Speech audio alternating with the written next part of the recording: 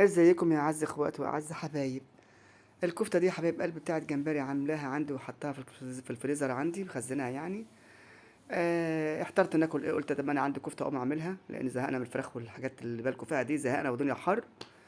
فطبعا البصله بتاعتي دي يا حبايب قلبي بشوحها كده في شويه زيت مطرح الكفته، مطرح ما حمرت الكفته بتاعتي يعني.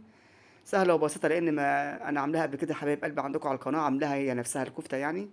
وخزنتها في الفريزر. فطبعا انا شوحت البصله بتاعتي وحطيت الصلصه بتاعتي اللي بسبكها وحطها عندي في الفريزر برضو، من غير اي اضافات يعني، مفيش عليها اي حاجه.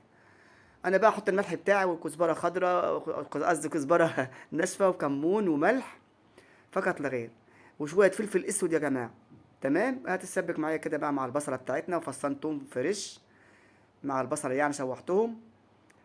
بعد كده هسبكها، هضيف الكفته بتاعتي زي ما انتم شايفين كده حبيب قلبي، هسيبها شويه 5 دقايق كده تتسبك مع بعضيها عشان البصله تستوي شويه. بعد كده هضيف الكفته. سهله وبسيطه جدا، لما يكون عندك الحاجه جاهزه في الفريزر بتبقى سهله عليك الموضوع يعني، عشان الدنيا حر والواحد بيبقى زهقان. فالحاجه ما بتبقى جاهزه على طول بتعملها على السريع على السريع. شويه رز بشعريه، شويه رز بيض، اي حاجه يعني اللي تحبيه. جميله جدا، تحفه. بظبط بقى يا حبايب قلب الملح. وحطيت معلقه سكر للصلصه، للتسبيكه يعني. قالوا لي حوشي شويه متحمرين، عندي حد بيحبها متحمره كده يعني. هتستوي معايا طبعا غلوتين تلاتة كده، وبعد كده حبيب قلبي احط على وشها جبنه موتزاريلا وادخلها الفرن تاخد وش وخلاص. المره اللي فاتت عملتها معاكم بس ما كنتش حاطه جبنه، كنت عاملاها كده عادي. ساده يعني. تسبيكه زي دي كده برضو، وحطيت الكفته وعملت جنبها رز. لكن دي المره دي حطيت ايه، حبيت احط، انا بحب الجبنه الموتزاريلا بعشقها، حطيت شويه جبن على الوش كده ودخلتها دوبك خدت وش كده وسيحتها بس.